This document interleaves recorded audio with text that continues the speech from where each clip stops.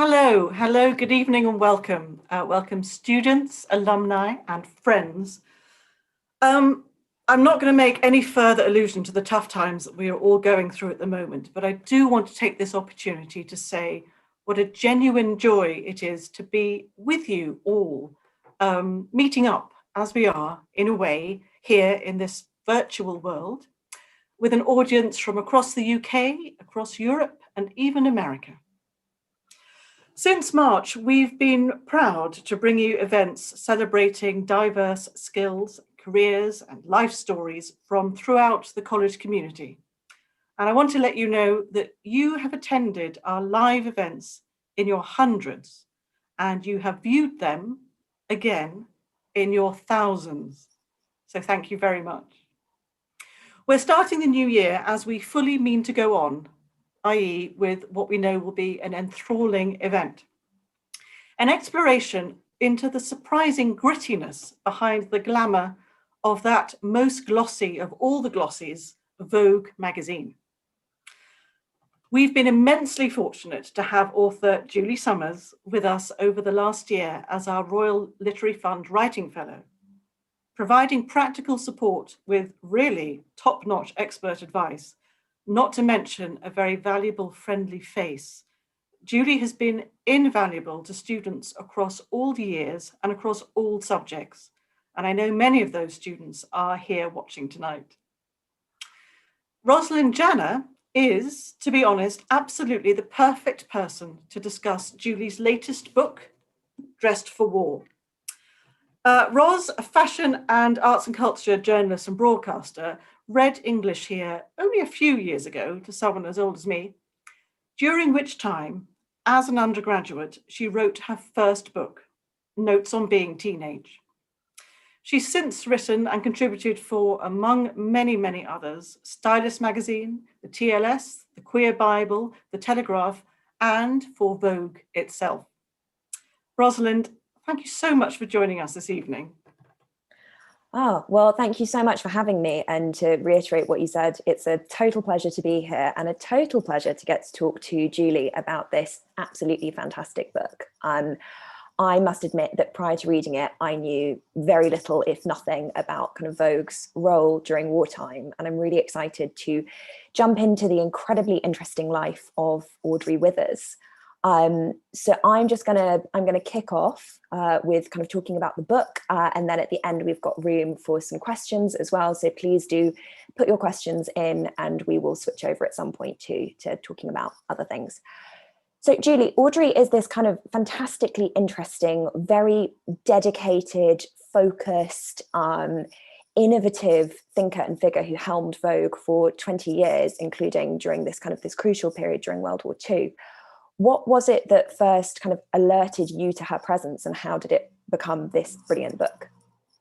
Well, I'd first come across her when I was writing a book for the Imperial War Museum called Fashion on the Ration. And I was particularly interested in how the government had focused their attention, the Ministry of Information's attention, on getting the editors of all the senior magazines, Woman and Home, Knitting, Home and Garden, and Vogue, to put over their message. And because, of course, Vogue was the most important fashion magazine and really the queen pin of all the magazines, Audrey Withers, as the editor, was the person that the government was most interested in. And Hugh Dalton, the president of the Board of Trade, described her in 1944 as the most powerful woman in London. And so I was very intrigued by her, and I went to the bod to see what I could find out about this extraordinary woman, and discovered that there was no biography. There was a short autobiography, which I have to describe now as a work of considerable fiction, because she was very, very self-deprecating. And I just became intrigued by this woman who has disappeared really from the story of Vogue, even though she was the editor for over 20 years. And so I began to dig around in her life and discovered, to my delight, that she was not the blue stocking with no interest in fashion that she's been portrayed as, but really was an extraordinarily knowledgeable, interesting, intellectual figure, but who had a huge passion for fashion and design, for great writing, for literature and for music. So she was an all-round intellectual, but she also had a wicked sense of humour and the most delicious laugh. That's wonderful to hear. And for you know, I was alien to her coming into the book. Could you maybe, for those watching who haven't read it, give us a brief sketch of what her background was and how she ended up at Vogue? I believe we have a photo of her when she was young and fresh-faced. Let's have the first photograph of her. This is a photograph taken in 1921 of Audrey when she was at school. She's sitting down in the centre with her slightly buck front teeth. And she'd had the most extraordinary upbringing. She was born of a GP and his wife, Mary Summers, who was a distant relative of mine. And the GP, her father, Percy Withers, contracted double pneumonia in 1906, a year after Audrey's birth. And so he could never work because double pneumonia in that era was very dangerous. And so he had this extraordinary life. He became a professional friend to the literati. And Audrey and her sister Monica, who was 5 years her senior, grew up in an environment where they were surrounded by the poet laureate Robert Bridges, A.E. Houseman, if we could have the next slide, the wonderful artist Paul Nash, W.L. Griggs, various other characters. And these men, and they were mainly men, who were regular visitors to the Withers house at Solden Court in Oxfordshire, would pit their wit against the Withers girls. And Percy Withers was a very forward-thinking father, and he made sure that the girls really sort of tried out their ideas. So Audrey, aged 16, was debating with Paul Nash, one of the most famous painters of the era, and she began a correspondence with him, which lasted from 1921, when she was at school, until 1931, when she got married. So a full 10 years, and there's over 100 letters. And what is so interesting about these letters is that Nash, who was 16 years her senior, was trying to encourage her to try out ideas, to think about emotions, to challenge herself, not only intellectually but emotionally. And that was very important for Audrey, because her mother was enormously buttoned up and really never even had a sort of warm embrace for the little girls when they were younger. And Audrey felt that was a big missing link in her life. And she talked about that later. So if we see the next slide, please. When she was about to go to Oxford, she read English and then switched to PPE at Somerville. It was Nash and his wife Margaret who helped her to choose her wardrobe. And Nash drew her in one of his charming letters to her, wearing her sort of 1920s dress, which she went to college in. And so there was this lovely sense that he was both part of her life, but also on the periphery of her life, and just helping her and encouraging her to become not only confident in herself as an intellect, which she certainly was, but also confident in herself as a person. And I think that in her her post-university life, we see, and you described so beautifully, the way that confidence and also that rigour played out in a variety of roles that then eventually took her to Vogue. And she started at the bottom and worked her way up. And we were talking about this actually just before. I was really struck by the way in which working for Vogue or any magazine at that point was not just about the eloquence of what you were writing, if whether it was captions or articles, but also just the technical details. And she was someone who had a real eye for technicality. So what was her role into Vogue that then took her from her her first position up to being editor? Well, she started right at the very bottom. She was sub-editor, which was, the junior. She was a copy editor. So she was the most junior person in the magazine. And at that stage, we think of Vogue now as having quite a big staff. It's not huge, but it's probably larger than it was in she joined in 1931. She married in 1933. She joined in 1931. And at that stage, she was in an office of about 7 women. They were all women. The managing director of Condé Nast UK was a man, but everybody else was female. And so her job was to write the captions, to make sure the photographs were in the right order, weren't reversed, to just basically do the very, very basic stuff on the magazine. And as you quite rightly said, the captions, of course, had to be written very accurately, typeset, to fit precisely the amount of space left. And so you couldn't, for example, start a caption with a soft letter like an I. The art editor always wanted a strong letter like a B or a C or a G. And so Audrey knew that, and she had to learn which words she could compress and also where she could split a word. And she told a story against herself of she was describing some women's underwear, and the typesetter wrote to her and said that he couldn't split knickers where he wanted her to, where she wanted him to, because it didn't work. So she really was very, very precise about details like that. And yet what she had was this great capacity to keep in her mind all the other aspects of the magazine. And as she became the managing editor, which was the next role up, which she became in 1935, she was then in the position of commissioning photographers to go and do shoots. She was talking to writers about producing copy for her, and she would bring all of that together and then present it to the editor, Betty Penrose, who would then put her editorial mark on it. But I think where Audrey's great strength was in her ability to know and understand the detail, and yet to have an ability to step back and see the bigger picture. Absolutely. And then so I think that the bulk of the book is made up by the time that she looked after the magazine during World War II, although I believe that she wasn't on the letterhead from the period of time that she became editor. Is that correct? That's correct. So she wasn't on the masthead until 1940. Yeah. That wasn't an insult. She became editor. I think we can see a photograph of her, if we could please, Harris. In 1940, September 1940, she'd been acting editor from March, but she became editor in September 1940, just at the outbreak of the Blitz. And the reason she wasn't on the masthead was simply because with paper rationing, it seemed extravagant to dedicate a whole sheet of paper to a masthead and to the names of the various editors and directors and so forth. So this photograph is taken in October 1940, and it is in the bomb cellar of number 1 New Bond Street. Vogue occupied the top floor, and it was a 5-story building, so they would hear the sirens go and they'd rattle down 6 flights of stairs into the bomb cellar. And there's Audrey standing next to the art director, with the art director's assistant with his scissors and his sticky glue, and then 2 secretaries, one writing notes and the other with a laptop, well, not really, but a portable typewriter.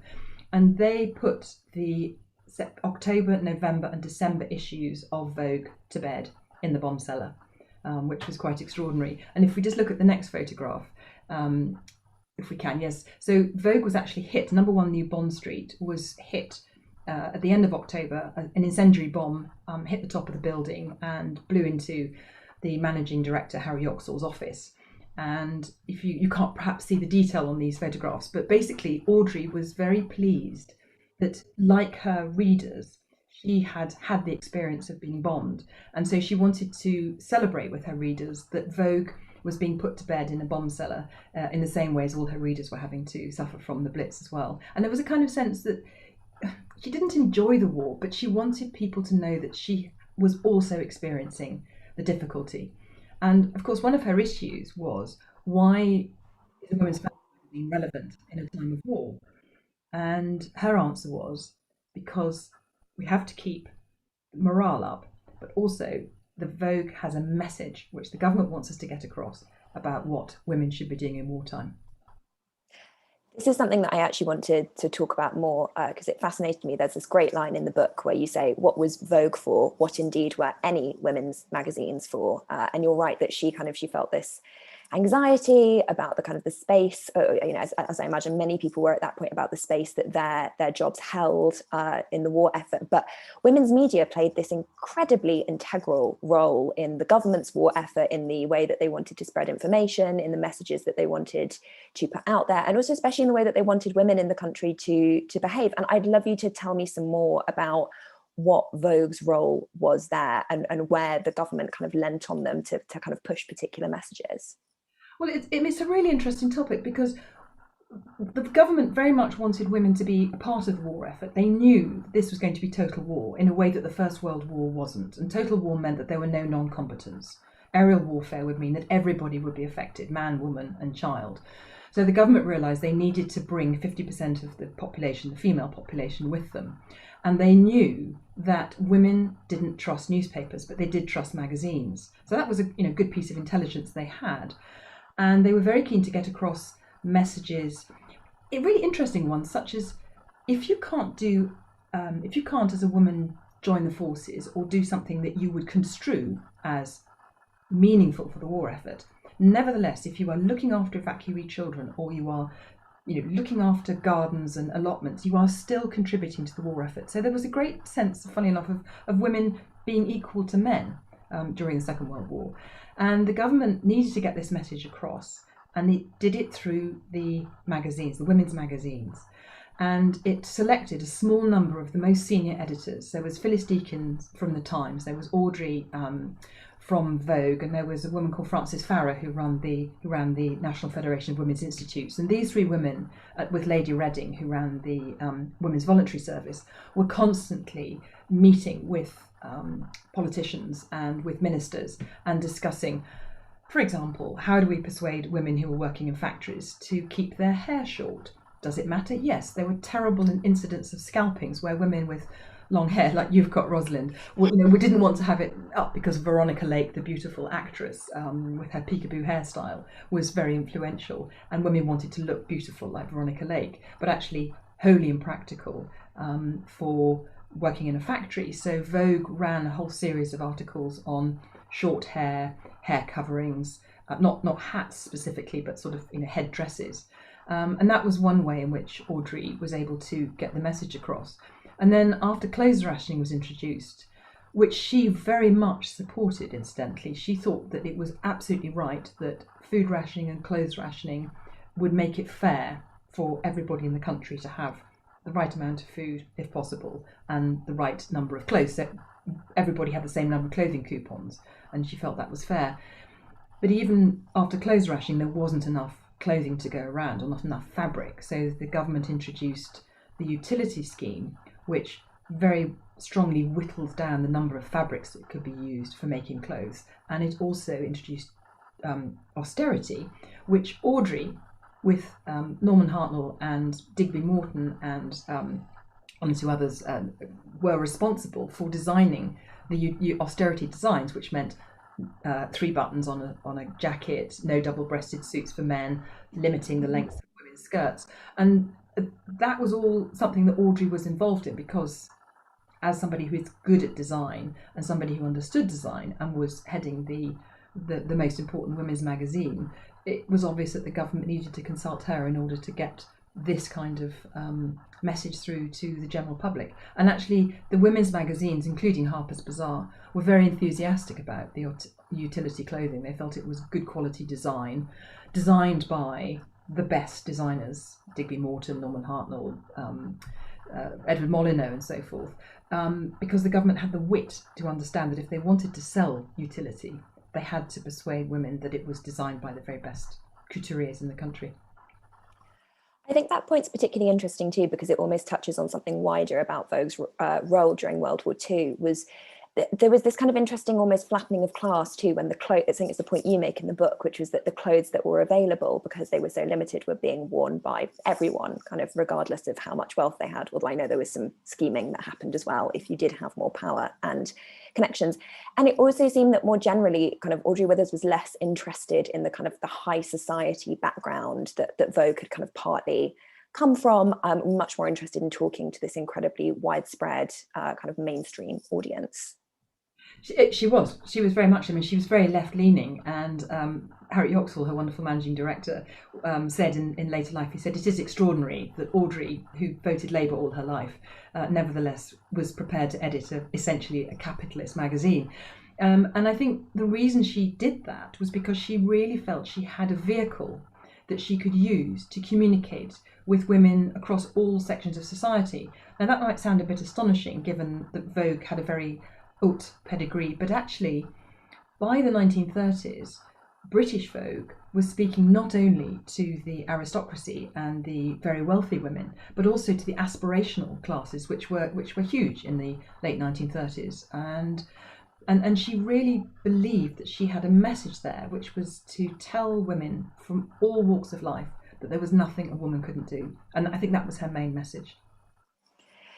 And I think one of the kind of the other messages, which again you've already touched on, was this idea that, kind of we're all in it together kind of sentiment. What was happening kind of at Vogue was also what was happening to the readers of Vogue. They were just as involved. And that was also reflected in the imagery that they were producing. And I've been so struck by some of the extraordinary photography that was produced in British Vogue during World War II, especially with a number of key collaborators. And the photo that particularly comes to mind is Cecil Beaton's kind of very famous image titled "Fashion is Indestructible," which I think we have, which shows the kind of the aftermath of the Blitz and has this woman standing there. And I would love to hear more about kind of Cecil Beaton's photography and how it reflected what was happening in London at the time. Well, can we just go back, Harris, just to the first of those three photographs, which is this photograph of Audrey taken in 1944 by Norman Parkinson. So during the war, her three star photographers, and now we're going to touch on two of them, were Norman Parkinson, who did all the home photo shoots and very much of the utility clothing shoots, Cecil Beaton, who we'll touch on in a second, and then Lee Miller, the American photographer. But I love this photograph of Audrey because there she is in her editorial office. She's about to take an editorial meeting, and you can see on the battens behind her are the spreads of this month's Vogue, and she's fully confident. She's wearing her her dark suit, which was typical of her, and always wore nail varnish. Even towards the end of the war, she managed to keep nail varnish, but quite sort of austere, but full of confidence. And she'd gained that confidence because she had managed to wriggle her Vogue out of the clutches of American Vogue, which was the mothership, if you like. And the war had given Audrey this authority to speak on behalf of the whole Vogue community, both in Paris and in New York, about the Second World War. And her main star photographer, as we'll see, is Cecil Beaton. If we can have the next photograph. So this is a photograph of Beaton taken in the 1930s. He had begun to work for Vogue in 1925, first as an illustrator, and then later as a photographer and a writer. And he probably was the greatest contributor to Vogue in both America and Britain throughout the 20th, certainly the early 20th century. He didn't retire until 1960. And if we do go to the next photograph, which I know you love, Rosalind, this is one that he took in June 1941. And the model is standing in the ruins of Temple, which is at the Inns of Court, and it had been hit by a flying bomb and badly damaged in the May 1941 raids. And it's called Fashion is Indestructible, and it's probably one of Beaton's most iconic photographs. And I knew it, obviously, I'd seen it for Fashion on the Ration. And when I was doing research for the book, I was lucky enough to be in New York and looking through some unedited and unsorted manuscripts from the era, and I discovered some memos that Audrey had corresponded through with Edna Woolman Chase, who was the editor-in-chief of Vogue at the time, the sort of Anna Wintour character. And there was this photograph, and there was a memo from Audrey saying, I had always wanted Beaton to capture a beautiful model against the devastation of London, the bombing of London, to show how we are coping. I was absolutely flabbergasted, as everybody was at Vogue, because nobody knew that Audrey had commissioned this photograph, and it was a real light bulb moment, and it changed their opinion of Audrey, because they realised that she wasn't the grey-haired blue stocking that everybody thought she was. She really did have a sense of the drama and the message she wanted to get across, and I think it's really one of the most extraordinary photographs. And we now know who this model was. She was called Susan Cowell, and she was one of the earliest BBC announcers. And she's wearing a Digby Morton suit, and the hat is by Thurop. And I thought that was a lovely detail in Audrey's memo. I mean, it's a fantastic image, and that sense of both the kind of the drama and the message that she wanted to get across was, as you said, she had these kind of three different star contributors. I would also recommend that people do go and look at the Norman Parkinson images, because they are really wonderful as well, and kind of present this quite like removed sense of kind of farmyard life, which is really enjoyable. But the one that I was kind of particularly kind of hit by was Lee Miller, I guess, because I also knew the most about her work. And Lee Miller did do work at home as well.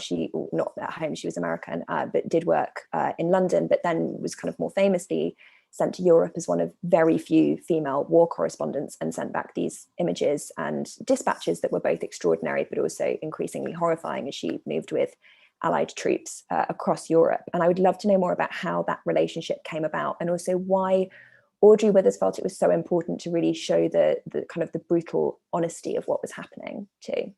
Well, Harris, we've got a photograph of Lee Miller. She's on the photograph on the front of a book that her son Anthony Penrose produced in the 1970s, and there she is at the siege of St Malo in her hat, in her crash cap and her fatigues.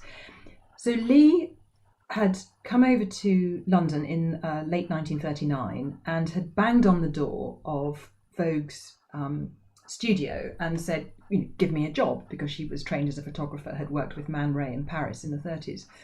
And Sylvia Redding, who ran the studio, said to Lee, sorry, no work.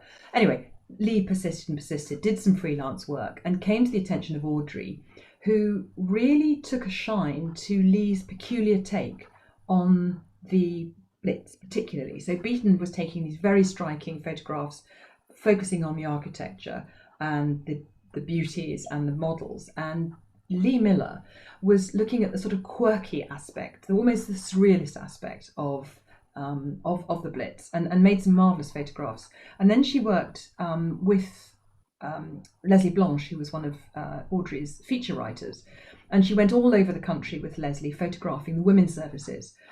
But Audrey knew that Lee was champing at the bit because she was desperate to get into Europe, and as an American she was allowed to get a permit to go to the front, which no British woman photographer was allowed to do. So Audrey helped her to get press accreditation in 1944. Well, in 1942 she got accreditation, but eventually in 1944 Audrey managed to get her into Nazi-occupied France, and she sent a remarkable report back to Audrey at Vogue from a field hospital just behind the lines after the invasions, D-Day invasions. Why did Audrey need that in Vogue? She needed her readers to get a real sense of what was happening on the front, why the war, how the war was progressing, and the fact that it really had to be brought home to them that this was deeply horrific.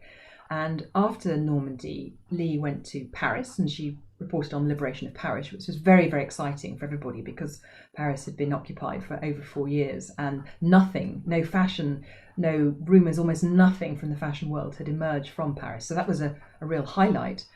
And then Lee went on to Alsace, and she reported on the Operation Nordwind, which took place in December, January 1944-45.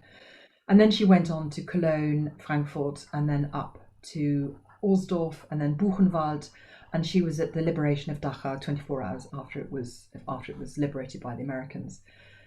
And Audrey's desire to bring this aspect of the war into her readers' lives met no opposition either in America or with her managing director Harry Yoxall, which I think is quite extraordinary. And Audrey in June 1945, so an edition that came out early May, she became the first editor of a British magazine to publish photographs from a concentration camp. They'd been in the newspapers, but she published a photograph from Dachau, from Buchenwald, I'm sorry. And although she'd only published one photograph, she published Lee's writing almost unedited because she felt her writing was so raw and so powerful. And it is the most remarkable body of work. It's about 100,000 words, just under 100,000 words, really savagely beautiful war reporting. And I still can't read it without sometimes gasping at what Lee witnessed and wrote, and then the bravery of Audrey to go on and publish it in her magazine. And it also seems to be this consistent theme, and I suppose one of the most difficult things that one has to decide as an editor, which was, as you said, it was this prodigious amount of reporting that Lee would send back, often having found it quite difficult, it seems, to write as well, but knowing how important it was. And Audrey's task to cut down some of these pieces just seemed almost impossible, and it seemed that she often gave much more room than she thought she was going to these dispatches that were coming back to her. Well, she did, and she said, later she said, the quality of the writing was so good, and she would often, 2 double-page spreads and then 3 or 4 turns at the back of the magazine, which was nobody apart from perhaps Beaton would ever get 3,000 words of copy in one wartime edition of Vogue, which was very much a slimmed-down version. So it's a great credit to Lee, the quality of Lee's writing, but I think also to Audrey's determination to make her readers aware of what Lee was witnessing and what Audrey was editing. She sent a lovely message, a 3-line message back, or 3 Claw's message back to Lee when she sent the Sam Marlowe report, and she said, "Great story, good girl, keep going." And Sylvia Redding, who was the head of the studio, wrote, "Darling Lee, we're all sick with excitement." So there was a real sense of the sort of drama of what Lee was witnessing, and people knew that there was something unique happening here. And I think the key thing about the relationship between Audrey Withers and Lee Miller is that Audrey recognised not only Lee's bravery and her brilliance, but also her vulnerability. And she understood that Lee got the humanity of what she was witnessing, the horrors of seeing the women traipse through the streets of St. Malo in front of the Germans, the terrible sort of languid faces of the people who were being freed in Luxembourg and so forth. And Audrey, she saw that vulnerability, and she really liked it, and she knew that would chime with her readers, and it did. And something that also seems to kind of bring them both together was maybe a bit of a difficulty adjusting to life kind of post World War II. I mean, for Lee Miller, she had been confronted with so much that it shaped all of her life post World War II. But how kind of did Audrey deal with that transition too? She'd come into kind of the helm of Vogue at the point where it had this very direct purpose, and then when the war ended, what did her role look like? Did it change? How did she feel about it then? Well, when the war ended, Audrey was very busy because she had a summer season because Paris reopened, so she had a summer season to report on, and she had to pick up the pieces and try and decide how Vogue was going to position itself in London as continue being a relevant magazine. And what happened was that Edna Woolman Chase, who was the editor-in-chief in America, was keen as mustard to claw back full control. And there was a terrible row via polite letter in 1947 because Edna was busy, telling Audrey exactly how she thought the magazine should be run. It should be, constrained again, be much more under the control of the Americans. And there was Audrey, discovering people like Snowden in the 50s, and she wanted her magazine to be full of life and vivacity and lots of features on writers. She got Daphne du Maurier to write a piece in 1946. She featured Henry Moore and Jacob Epstein and Benjamin Britten, and so she was very keen to make the magazine live a lively life and really be relevant. But she also wanted to show Edna Woolman Chase and the Americans that she was fully independent. And in 1951, she commissioned Irving Penn to do a series, American photographer, to do a series of photographs in London and Paris of street workers. And it was the first time that anybody had seen a series of photographs of working class people in Vogue magazine. And she really held her breath to see how the Americans would react. And actually, because they were Penn photographs, they were beautiful and really went down well.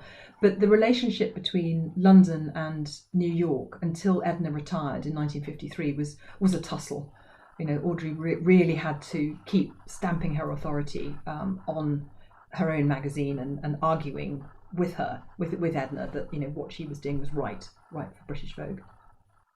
That's so interesting. We're starting to get some questions come in, so I'll switch over soon to doing a kind of Q&A, but I just have one or two more things I want to ask you about.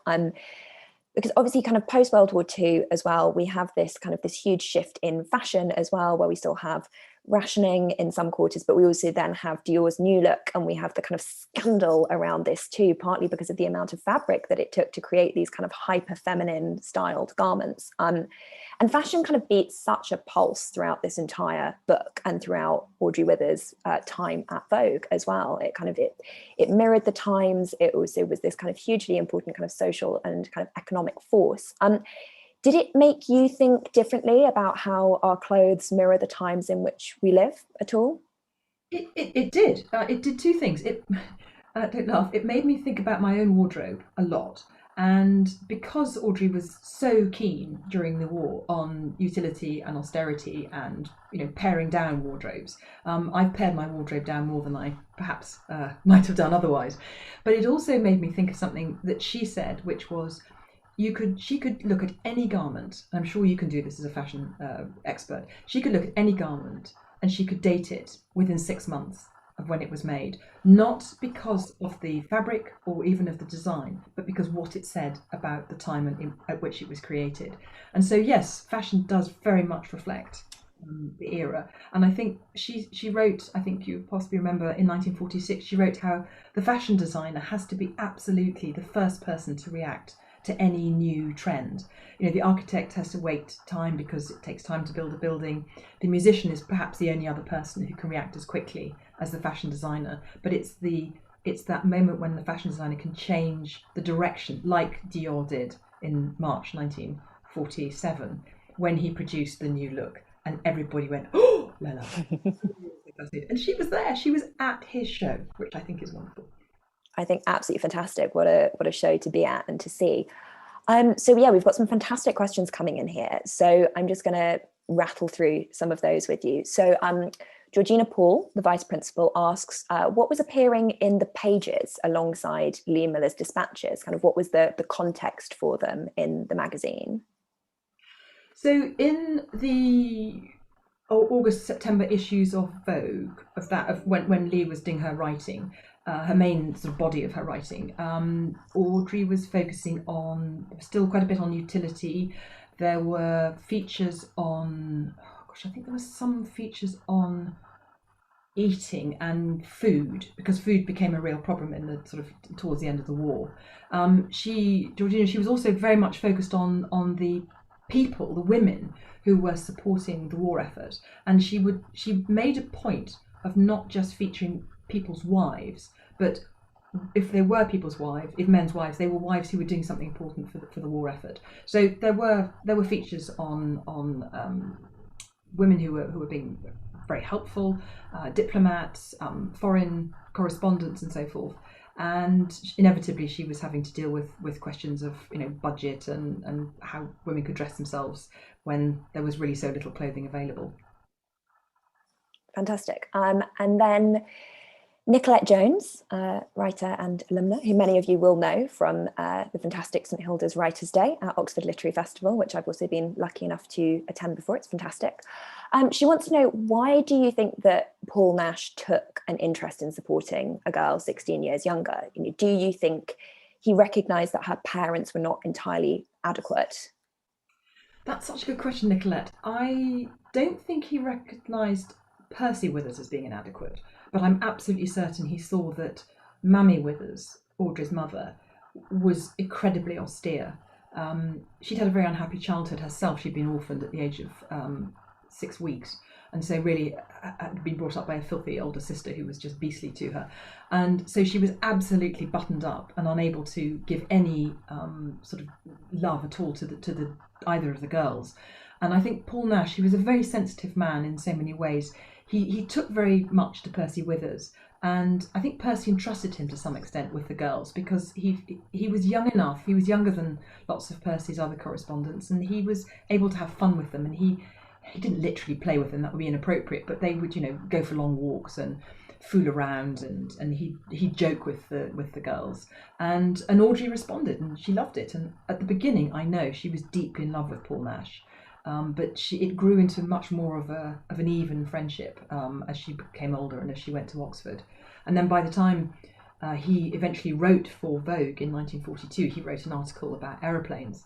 The tables had turned, and he was deeply in awe of her. So it was a very interesting relationship. Fantastic. And Verilith Horden wants to know, what was Vogue's circulation at the time? Was it seen as a very expensive production?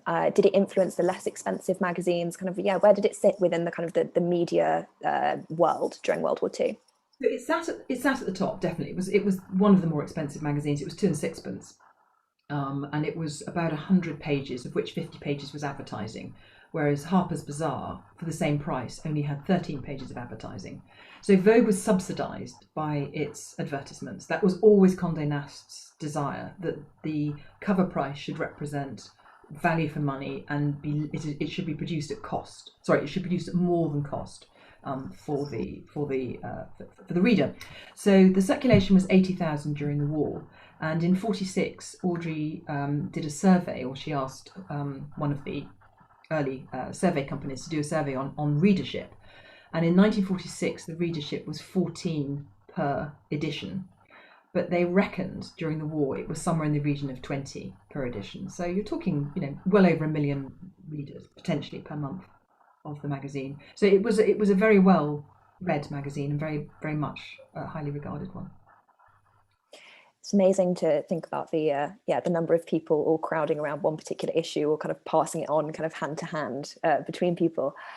Karen Harvey wants to know, during the Blitz, were any of the Vogue printing presses not damaged, being aware of the big pattern manufacturers at the time suffering damage to their pattern printing presses, which I know there's a fascinating section on in the book. So yes, there was serious damage. So the printing press that they used was in Watford, Sun Printers, and that received a direct hit. I think it was probably late 1940, but they were able to carry on printing, and Vogue was 2 days late in November and 3 days late in December 1940, because actually the hit had been on the glass roof over the printing work, so they'd managed to patch that up.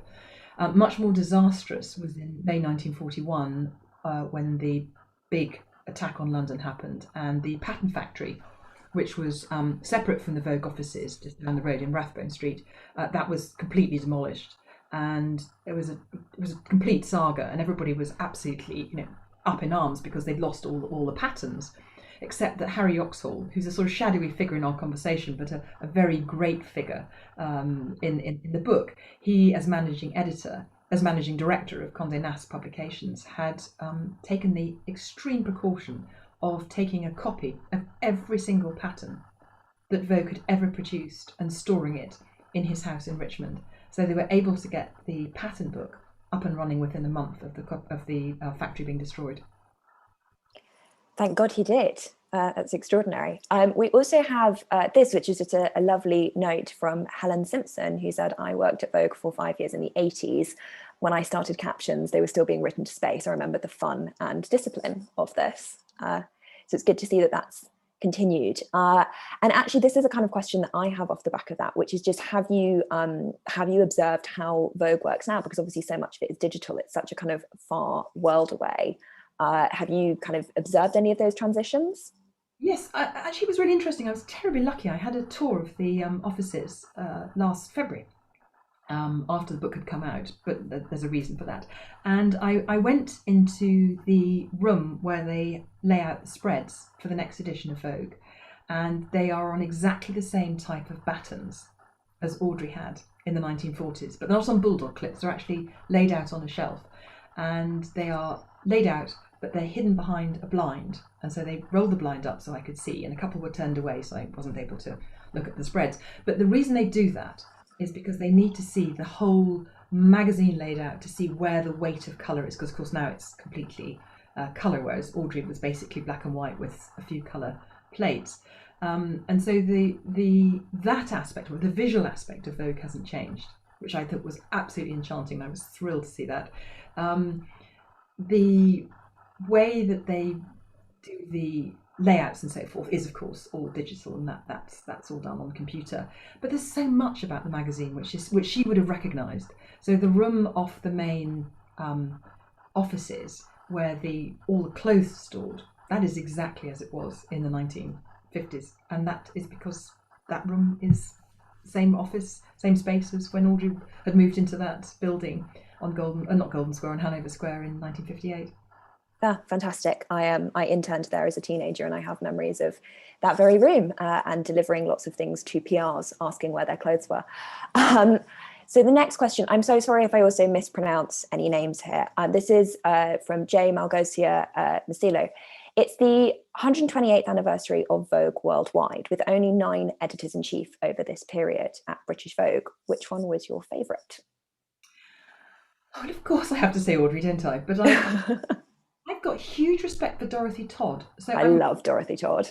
Right, and Dorothy Todd, she was actually the second editor. Well, she was an editor for 2 months, and then she left, and Elspeth Champ-Communal became the first editor of Vogue in 1916 in Britain. And then Dorothy Todd took over in 1922, and she was a real true modernist. And she has been absolutely slated by the history of Vogue because, frankly, she was gay, and that simply wasn't the right thing to be in the 1920s, and the Americans couldn't stomach it. And Harry Oxhall struggled with Dorothy Todd, and she was sacked in 1926. but I'm currently working on a proposal to write a biography of British Vogue, and I'm going to reinstate Dorothy Todd as probably the most important editor in the early years of Vogue. I have to say that personally, I'm delighted to hear that. I actually wrote a piece for Vogue last year about Dorothy Todd's tenure there and her relationship with Madge Garland, who was fashion editor then and then came back later as well. And I'm fascinated by the way in which Dorothy also managed to kind of laminate this kind of very queer aesthetic and very avant-garde aesthetic onto 1920s kind of mainstream fashion.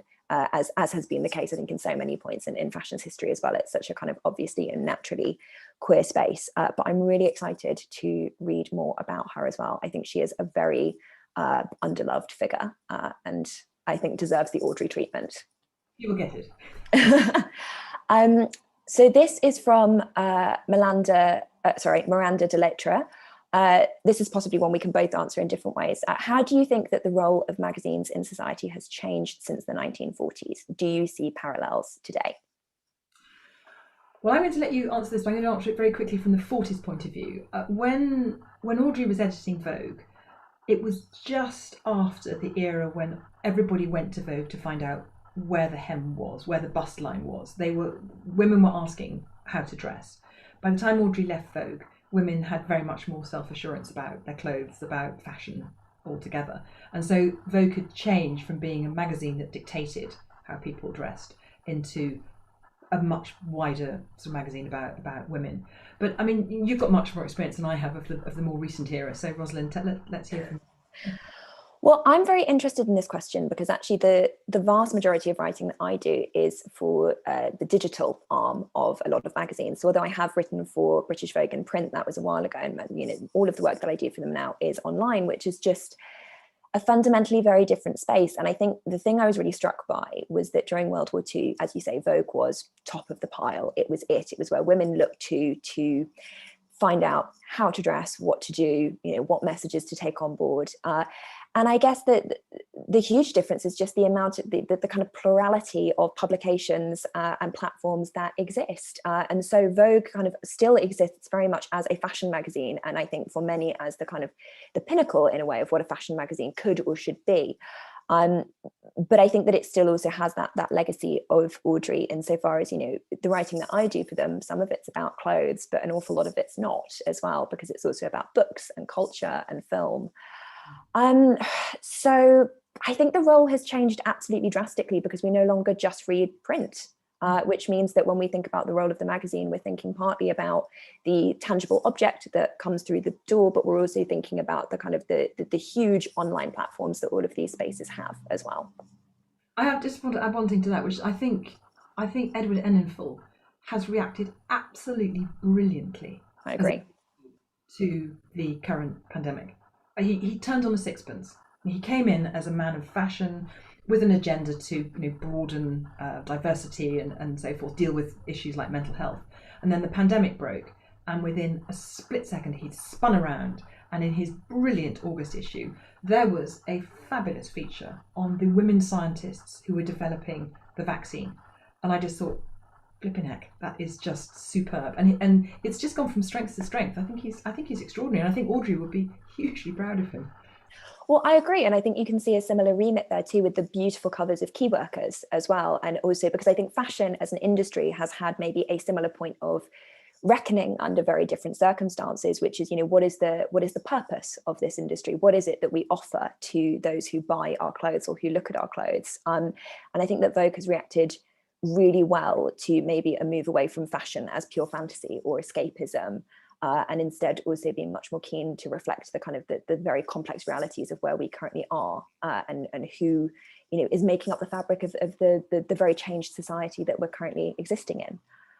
And now we have a question from Bronwyn Travers. This is a question for me. As a writer for Vogue yourself, to what extent do you think the magazine today reflects Audrey's view of women's role in society? That's a really good question. I think the magazine today very much reflects Audrey's view and has, as it probably should do, just kind of widened and expanded from that point as well. Audrey helming Vogue at the point where she had to, fight with her editor in New York about what she wanted to say to women, particularly post World War II, which you could talk about much more eloquently than I could, and saw them as fundamentally independent beings. And I think that is certainly a legacy that has been continued and widened. And I think that now, although Vogue probably still has a majority female readership, I don't think it is by any means only a female readership. So I think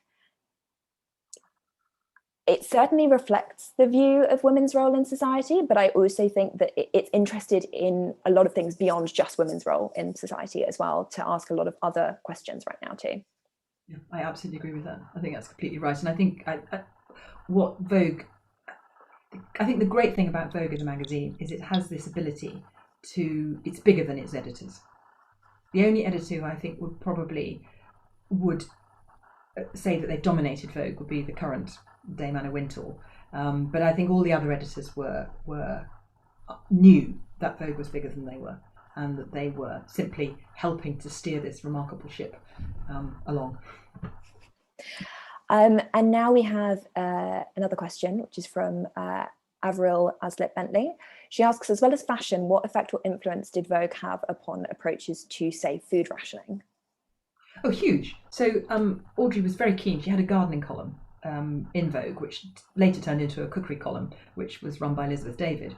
But during the war, she was always giving advice on growing your own vegetables, what to cook, what cookery books to read, or what cookery instructions to follow. And there was a gardening program on what is in effect Radio 4, the BBC. I can't remember the chap's name, and I'm very embarrassed now. But there was a lovely man who gave a gardening advice every Sunday evening, and he would be featured in Vogue because that was good advice from the garden. She encouraged people to keep their hands busy during the sort of the blackout period, because she knew that some women got quite depressed.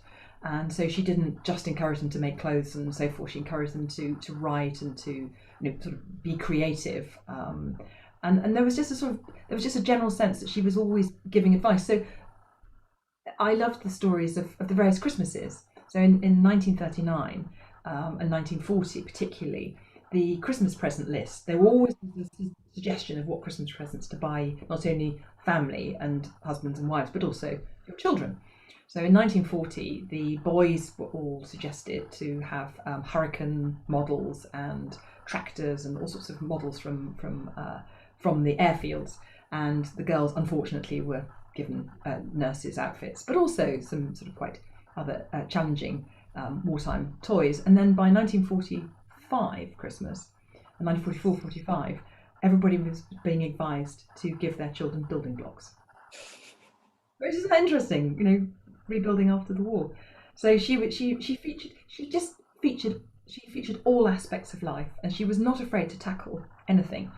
So she was, in September 1943, she told women to go through their wardrobes and get rid of all clothes that were being attacked by moths, and not to be frightened of whittling down their wardrobes, but to be brave enough to introduce a splash of colour in the form of a scarf in order to liven up their clothes. So she was trying to be encouraging, but at the same time she was really fundamentally practical, and absolutely acknowledged that the war, as it dragged on, was a depressing experience for women. Mm.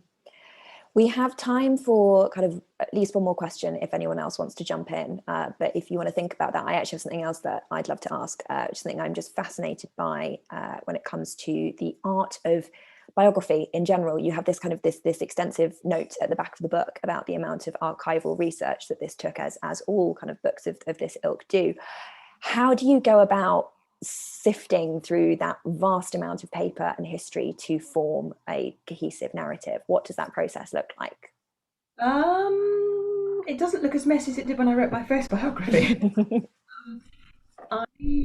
I start out with a question about what I want to achieve in a book, and so I have a sort of basic structure which turns into the proposal, but no proposal ever reflects what the end product turns out like.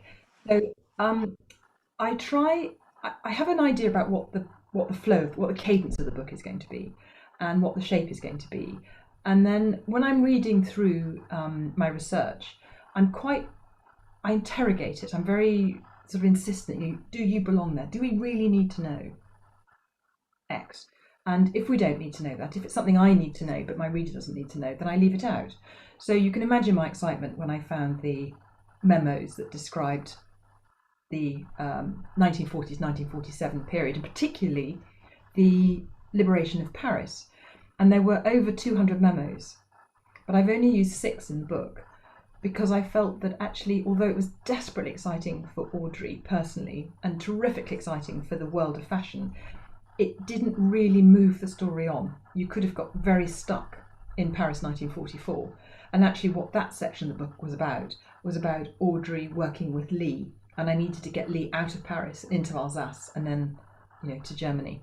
So it's partly instinct as to how it'll move the story on. And it's partly what deeply excites and fascinates me. And to some extent, I want to produce a narrative that's it has to have a cadence. I've got to make my readers gasp and cry and laugh out loud. And I was very flattered when my darling cousin Di, who reads all my books, said to me, "This is a laugh out loud biography." I was very flattered in a way, but I'm really keen that a person's life isn't a perfect narrative. It's not. It has ups and downs, and it has high points and low points, and definitely the high point of Audrey's life were the 29 years she spent at Vogue, but the 20 years she spent editing it. And the back end of her life was very personal, very private, and I felt that was the right thing. She didn't want people to interrupt and sort of scuffle around in that part of her life, so I didn't. I respected that. I thought that was, her public life was what this book is really about. So that's how I judged the material there.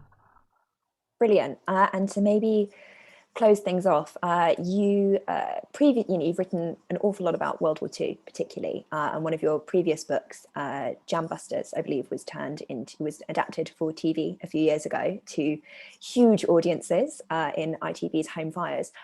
How did that work to see the book become a TV series, and is there any hope of the same treatment for Audrey? It's a very strange experience. I think it's easier for a non-fiction writer being translated into TV than a fiction writer, because if it's a fiction writer, it's all very precious. It's something you've created, whereas non-fiction is a life which you've interpreted, but other people also have a take on. So actually, it was a really good experience. I was the historical consultant on Home Fires, and we had moments when I had to say, no, you can't do that. We didn't have Britons in 1942. So that was quite fun, but it was a very good experience, and I did absolutely love working on it, and I particularly loved going and watching the filming. And there was a moment when I went up and some cows were being moved into a farmyard on the film, and I just gasped and I said, "Oh my goodness, this is the world I've been writing about. The world I see in black and white is suddenly moving, and it smells and it's in colour." So that was very exciting, and I've sold the rights to Audrey Withers to Dress for War to Gaumont, which is a fabulous studio. It's French, but they've got a London base, and they've got it on their slate to develop into a drama series. So I'm incredibly excited about that. I think it will make great telly. Well, I cannot wait to see where that goes as well, and to see it kind of illustrated and illuminated on the big screen. Well, Julie, thank you so much. This has been such a pleasure. It's been a real delight for me to get to quiz you on various aspects of the book that I particularly enjoyed. And I hope that that's been the same for everyone watching. Thank you for giving us your time and your insight. Thank you very much. Thank you, Julie, so much. And I know I'm just echoing all the comments online that we've really enjoyed being in the room with you. I was just struck by what you said about Home Fires, and then hopefully what will happen with Audrey. When you suddenly saw a black and white world come into colour. And that's very much what reading Dress for War does for the reader, for Vogue, for wartime London. So thank you very much for all your insight. Ros, thank you for being such a knowledgeable and inspiring chair. Oh, well, thank you all for joining us. I must also thank the Wizard of Oz, the man behind the curtain that makes all this happen, which is Harris, who I think might make an appearance. And it only leaves for me to say thank you all for joining us. Please keep up to date with the website. We'll be sending out newsletters for our many events we've got planned, not to least the Oxford Literary Festival, which will, as soon as it goes ahead this year, we will be going ahead with it. But for now, I hope you all have a fabulous, inspired Friday evening. Be as stylish or as non-stylish as you want in your lockdown